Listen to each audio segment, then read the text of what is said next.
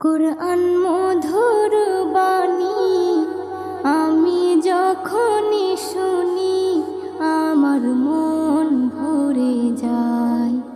কুরআন মধুর বাণী আমি যখনই শুনি আমার মন ভরে যায়। শোনো মুমিন মুসলমান, পড়ে দেখো না কুরআন, কত শান্তি পাওয়া যায়। কুরআন